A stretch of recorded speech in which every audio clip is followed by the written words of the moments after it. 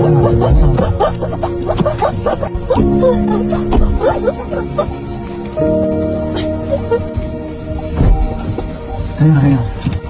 فردی رو در حالت تشنج دیدیم چه اقدامی باید انجام بدیم؟ 1.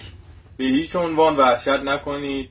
مدت زمان اکثر تشنج‌ها کوتاه هستند، معمولاً زیر 1 دقیقه.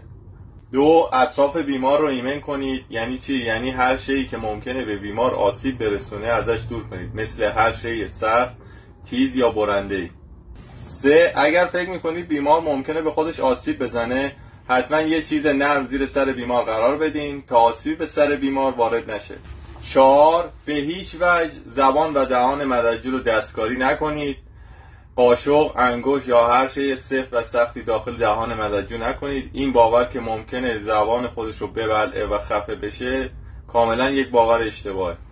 5. به هیچ وجه دست و پای بیمار رو نگه ندارین و سعی نکنید حرکاتش رو متوقف کنید، چون این کار باعث آسیب و حتی ممکنه باعث شکستگی دست و پای بیمار بشه. پس از اتمام تشنج فرد رو به پهلوی چپ بخوابونید، چون با این کار ترشحات از دهان فرد خارج میشه و راه تنفس فرد باز میمونه. و نکته آخر این که تا زمانی که فرد هوشیاری کامل خودش رو به دست نیاورده به هیچ وجه آب، دارو یا غذا بهش ندین.